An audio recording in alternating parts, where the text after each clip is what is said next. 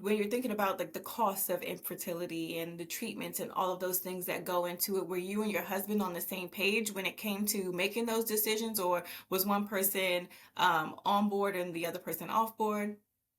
Um, I was on board and he really wasn't. So it started with he didn't understand. So he was like, if this is what you need to do, then we can do it.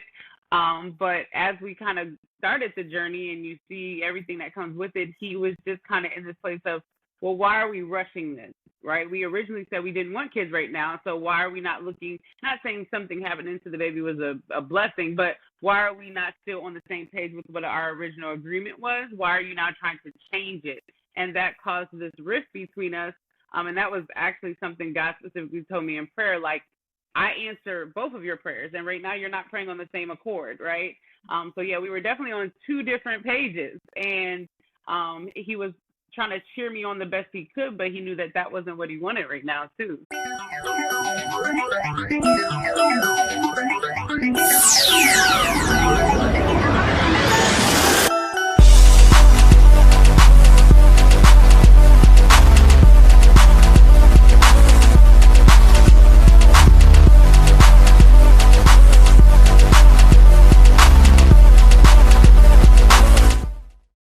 All right, we are back with another episode of Grow Beyond the Budget. I am very excited for today's guest. Miss Destiny Thomas is joining us, and we're going to be talking about conceiving change. And so you'll understand why we'll be talking about that in a second. But quickly, I want to read Destiny's bio. So, Destiny Thomas is the therapist. She assists high achieving women confidently discern their voice of God, to heal internally and live in purpose using the proven six-step process known as therapy. She is also an author, a founder of Realizing Destiny, a collective brand that offers events, products, services to help high achieving women slow down and realize their destiny, including retreats, candles, books, and a prayer notebook that includes her proven therapy process. So thank you so much for joining us, Destiny. I am so excited for you to be here. I like to read people's bios, but can you please just introduce yourself to the listeners in your own words? Absolutely. So, thank you so much, Tiffany, for this opportunity. As we said, my name is Destiny Thomas, but on social media, I am known as the therapist, and that's because I assist high achievers with confidently being able to hear the voice of God to begin their inner healing journey through a six-step process known as therapy. And that's a process that God gave me during one of the toughest times of my life, known as infertility, when I decided to use all my savings and all the things to get what I really desired, which was a baby, and realized that that didn't help me at all, but it ended up giving me something that changed my life forever. So that's who I am. Thank you. All right, so tell me a little bit more about your journey of infertility. What was that process like for you? Infertility is very common, right? So if you, as a listener, haven't experienced infertility and its challenges, you probably know someone who has. But just tell us a little bit more about what that journey was like for you. Absolutely. So I got married in 2010 at the age of 21 years old. My husband and I didn't plan on having kids for about 3 to 3.5 years because we were so young when we got married. But right after getting married, a few months in the honeymoon stage, we ended up getting pregnant and miscarrying. And so that placed this void on the inside of me of questioning, especially because the doctors diagnosed me with polycystic ovarian syndrome, endometriosis, and hostile mucus. So they were saying the likelihood that I would have children wasn't there. And so now I'm like, I got this husband, and now I'm telling him I can't give him children. And so it was very, very stressful, very depressing, if I be honest. And it really I'm naturally a person who, like, you can't tell me I can't do something. And so I was willing to risk it all. And that included my finances. And I mean, we incurred a lot of debt from it. But it was very emotional. My marriage started failing because now we're kind of pulling for two different things. So yeah. Yeah. I'd imagine that that's hard, right? So, I mean, when you're thinking about like the cost of infertility and the treatments and all of those things that go into it, were you and your husband on the same page when it came to making those decisions, or was one person on board and the other person off board? Um, I was on board and he really wasn't. So it started with He didn't understand, so he was like, if this is what you need to do, then we can do it. But as we kind of started the journey and you see everything that comes with it, he was just kind of in this place of, well, why are we rushing this, right? We originally said we didn't want kids right now, so why are we not looking, not saying something happening to the baby was a blessing, but why are we not still on the same page with what our original agreement was? Why are you now trying to change it? And that caused this rift between us.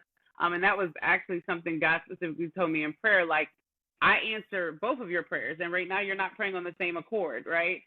So yeah, we were definitely on two different pages, and he was trying to cheer me on the best he could, but he knew that that wasn't what he wanted right now too. So it made it hard, really hard. Yeah. Yeah. And I mean, was there any other, when we're thinking about like, the emotional toll that it takes on you, right? Like, was there any other outside of like the infertility treatments and things like that? Like, how else did, just what was happening in your life at that point? Like, how did that impact your finances?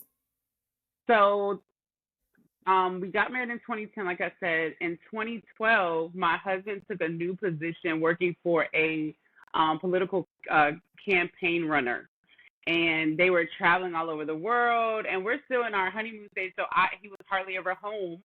And then I got promoted to a new department at work, and at the beginning portion was a training portion, and I had to work 3:30 p.m. to 2 a.m. And so we were literally on two different schedules.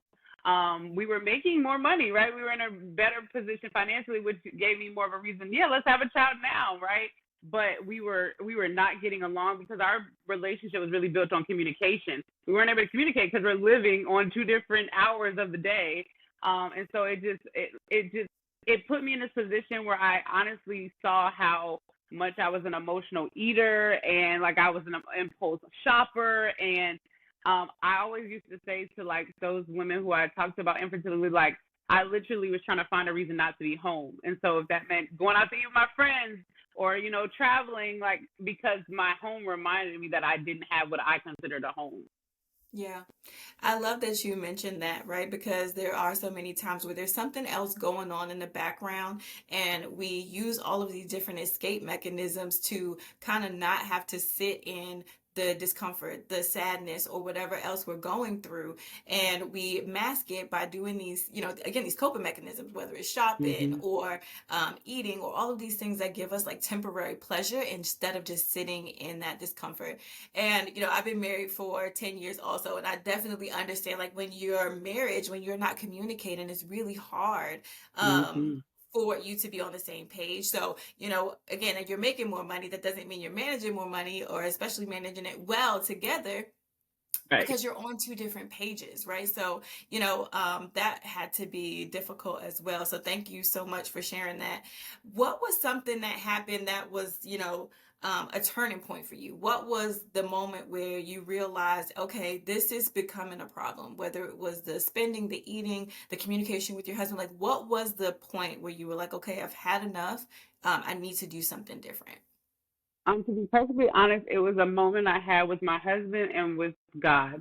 And they were just like, you're being a hypocrite. Like you say you trust me, or my husband you say you trust God. God has done these amazing things in your life. God has healed you in ways you never imagined, but you don't think he can do this for you, right? And like you're spending all this money. Like I was willing to allow the doctor to try anything. But I was dying inside. Like there was a part of me that was like disconnecting from the world, and because everywhere I went, it was a reminder of what I could not have. And so my husband and in prayer, God was just like, do you not trust me as much as you say you do? And that really just kept ringing in my ear. And a more intimate prayer time I had with God, the Lord said, this child is to be a blessing to you. But at the rate you're going, that's not what it will be. So I need you to allow me to heal you in a way that you've never been healed, that will allow me to open your womb in a way you never knew it could be opened. And that's where prayer became, because it was me getting to this place with God, with just pouring out my emotions and just like, this isn't fair. I've served you my whole life. I did it the quote unquote right way, right? We saved, we had a house, we had a really nice car that could provide, we had a dog, right? We had all the things. And so that was really the breaking point of like, how can you tell people how amazing God is, but not think that He wants to do for you what He's promised to do for everyone, to be fruitful and multiply? It's like the first commandment in the Bible, right? So that was it really for me. And I think really seeing how much was going out. I get tense when I don't have a certain amount of money in my account, and I was just seeing all the money like going, and I'm like, what is going on? So it was like a combination of those things. Yeah. I had a similar experience, right? My husband and I racked up a lot of debt in a really short amount of time. And, my husband and I we saw how much debt we had. We finally sat down and looked at that number. And like you said, like it was an eye-opening experience to see when you actually see what is happening, right? Because when you're letting emotions and all of these circumstances and just life kind of move you, and you're going through life and not really paying attention to what is happening in your finances, it's easy to like not be aware of exactly how much Mm-hmm. money is going out, right? You have money coming in, but you're not really paying attention to the money that's going out. If you are Right. using credit cards and you're racking up debt, it's easy to say, oh, I can take on one more payment, and not realize like that is adding up. Mm-hmm. And so I had a similar moment where my husband and I, we looked at how much debt we racked up. My husband and I had this like come to Jesus moment. We're like, okay, we can't continue to go at this rate. But then God also very sweetly, showed me what my life would look like on both sides, right? What would your life look like if you didn't do anything different? If you kept on this particular path, what would that life look like? And then what would life look like if you decided to do something different? So very similar to your story, right? Like it was a combination, and I can tell that you have a husband that is truly a helpmate. Who Mm-hmm. really is a partner to you and can help you in difficult situations and be able to level with you in a way that really only a spouse Can can. do. And then what is like one thing that, that you would tell somebody who is struggling with infertility, or somebody who is thinking about, going through the treatments? What is a different option or something that you can say to encourage somebody who is dealing with this? What would I say? I would tell them what they've probably heard 50 million times. And I used to hate hearing it, but so many people were like, Destiny, it's going to happen in its perfect timing. Like, you have to just be patient. And I don't like that word, patient. Like, I'm just like, okay, how fast can we get this done, right? Like, I call places instead of emailing because let me talk to somebody. I'll get it done quicker. Um, but I came up with this theory, and it's not anything backed by science or anything, but if our bodies are smart enough to produce milk to feed our children, our bodies are smart enough to know when an environment is hostile and it will not produce fruit in it, right? And so if you're putting your body under this unnecessary stress and ultimately creating an idol, right? It's it's going to make that process be more delayed. And this is not for everybody, because obviously there are some people in our lives that we see pop them out with no problem, right? But one thing that God specifically told me was, Destiny, the calling that I've given you to be the parent to your children that I've called you to is different, right? And in order for you to operate in that assignment in the way that I've called you to, you have to allow me to do the internal work in you first. And so that's what I would say. I would say really make sure that's something you're ready for. It. When I look back at Destiny that wanted a baby so bad, and the reasons why, it was because I wanted someone who loved me unconditionally, because I was still dealing with daddy stuff. It was because I wanted someone, because that was the last box on my board of goals. Got a house, got this. I was just checking off boxes, right? It was somewhere else I could spend my money because I like to spend money, right? And so when you really look at Destiny pre-baby, I wasn't really maturely ready for a child, right? And so that's what I would say. Like, really, I think we're so in a rush to get to the next, right? Oh, when am I going to get married? When am I going to have kids? And I was talking to a friend one time, and she said, Destiny, I realized we spend less time getting to know ourselves than we do anyone else. Like, if you're single, just stay there. Like, enjoy that. If you're married, stay there. Get to know each other and get to know yourself in a relationship. because getting to know yourself as a parent is getting to know you all over again. So that would be my advice, understanding that God's timing is perfect, but it's not necessarily comfortable.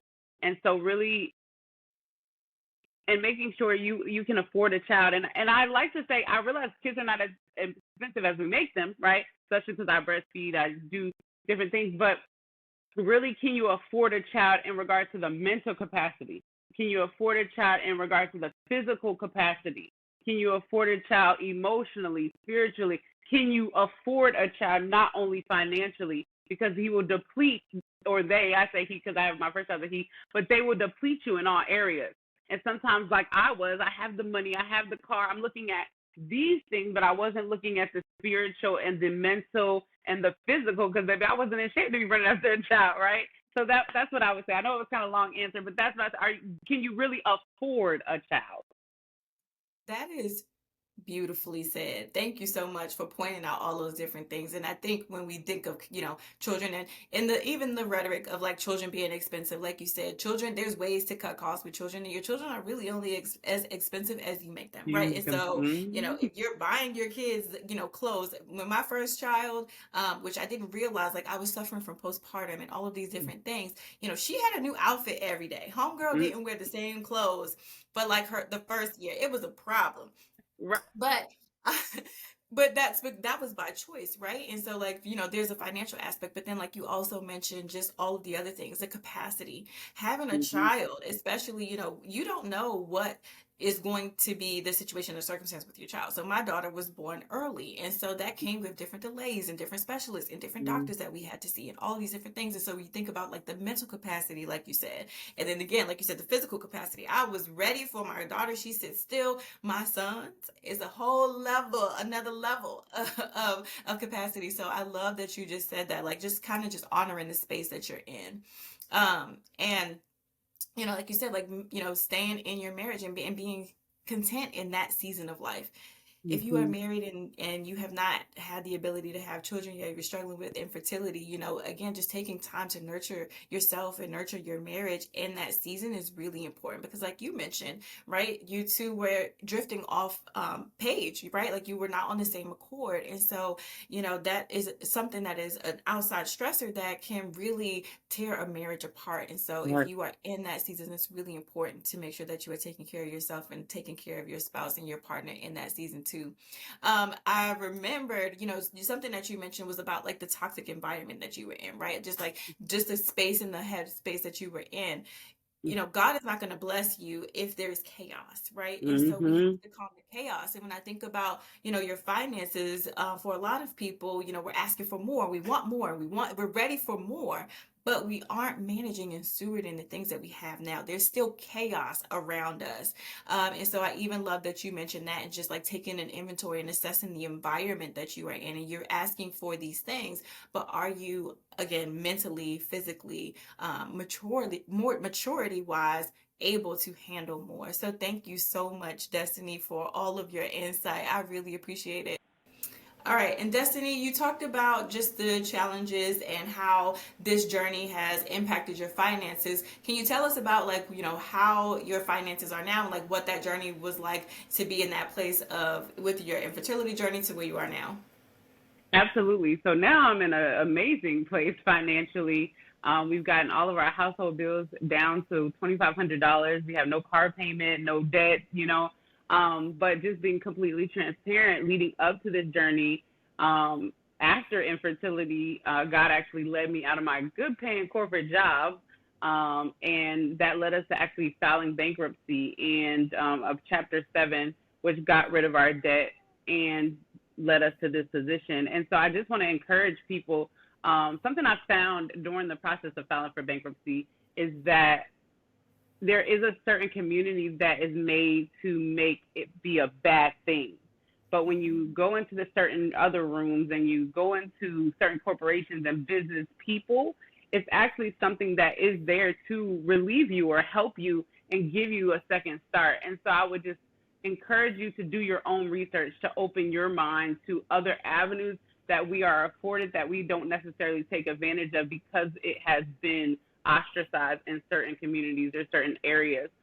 Because yeah, when I was even in my consultation, there was a couple there, and they were going through their second bankruptcy, but they had boats and houses and all the things. Not saying to not handle your money wisely, but this was what we needed because unfortunately we made our decisions out of emotional turmoil, right? And sometimes we're there. We make decisions out of emotional turmoil, and then we feel like we're drowning and we don't have a way out. But you do have a way out, and it gives you that wisdom to now know how to steward your money. Because I've been offered all types of cars and things. Even my home, I wanted a new home, but I was like, do I really need one? It makes you second guess because I'm like, right now my mortgage is $1,000. I could go get a bigger house, but I'm definitely not going to be paying $1,000, right? With this Right. market. And so it really has matured me in a way financially that was necessary for that journey. So that would be my advice to those out there listening. Yes, thank you for sharing that. And so, yeah, like you said, like bankruptcy is stigmatized. And, Mm-hmm. there are so many people that I personally know, clients that I've worked with that have filed for bankruptcy, and it's like such a secret thing. They don't want to Mm-hmm. talk about it.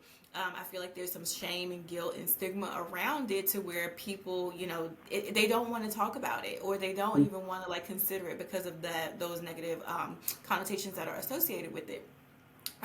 What I will say is that, like, what you had to do during that process, like you said, is to mature, right? And Mm-hmm. so we don't want to think of bankruptcy as a get out of jail free card, just like a quick little Absolutely. reset button that you can just press.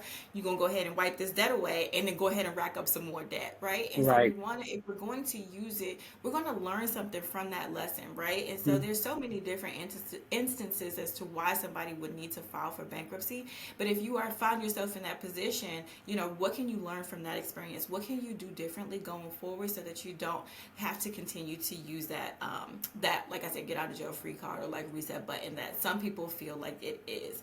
But thank you so much for sharing that, Destiny. That is really, really important to share, and thank you for being transparent with that. Please tell the people how to stay connected with you. I am so interested in the work that you do as a therapist. I love that because Jesus and therapy, they go together. Okay. So tell us a little bit more about your business and how you serve women. Absolutely. So, as a therapist, I do it in an array of ways. I do it with one-on-one sessions, which is therapy.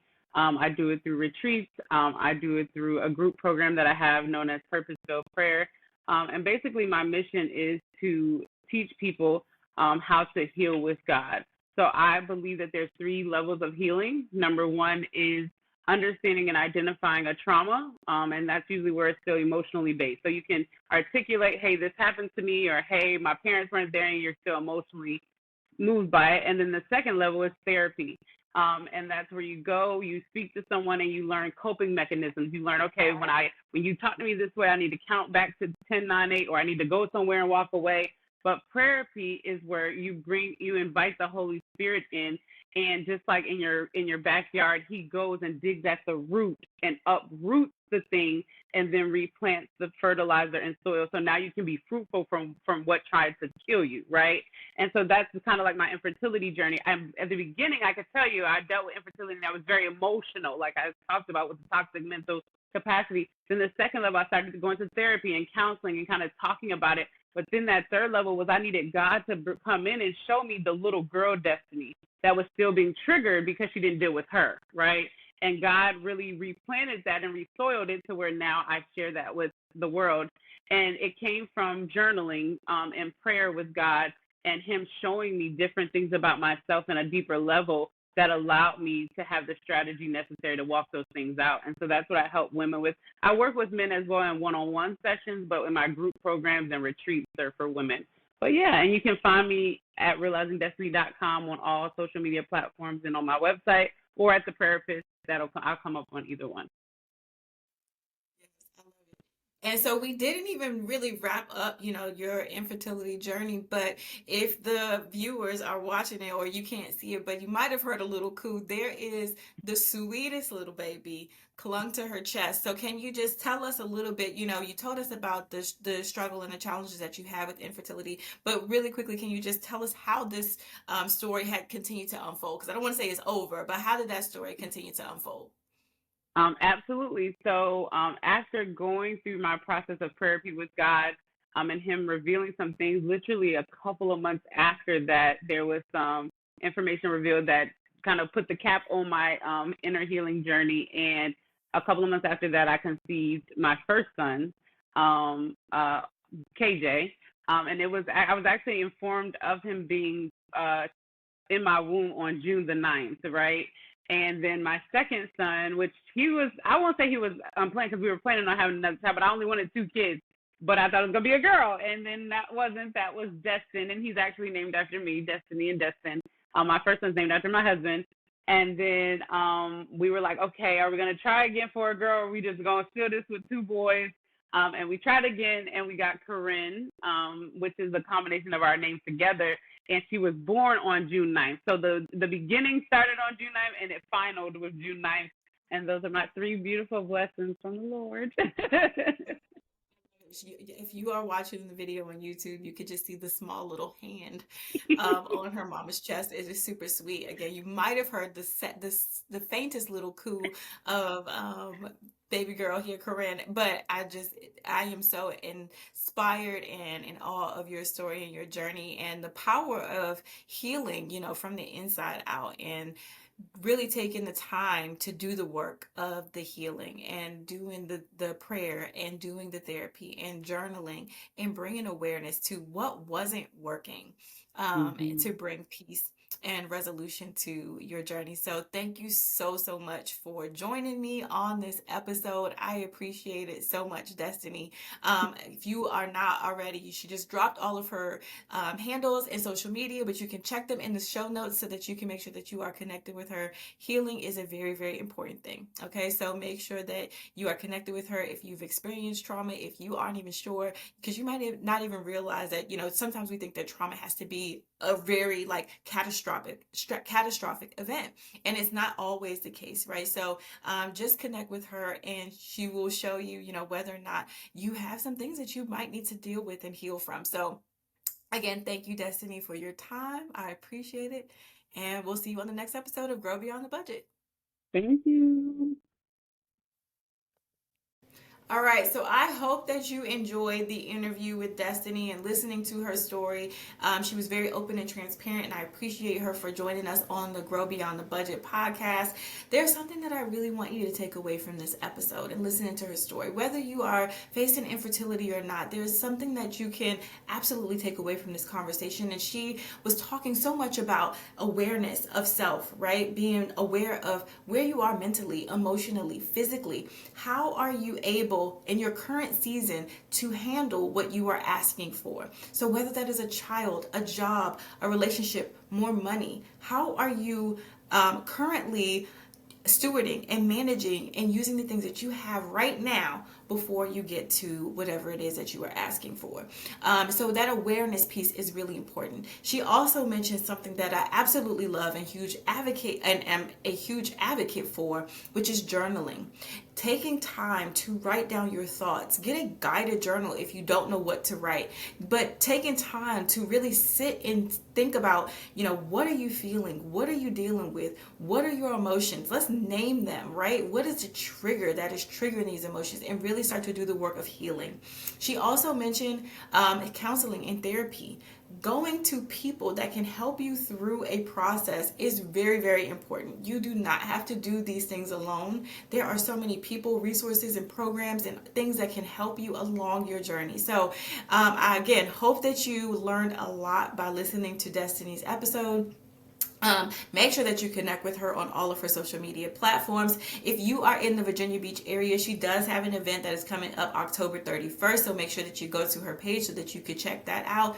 And she also has the 6 steps for her prayer framework on her website. So if you are looking to get started, make sure that you connect with her and check her out. And until next time, I will see you all very soon.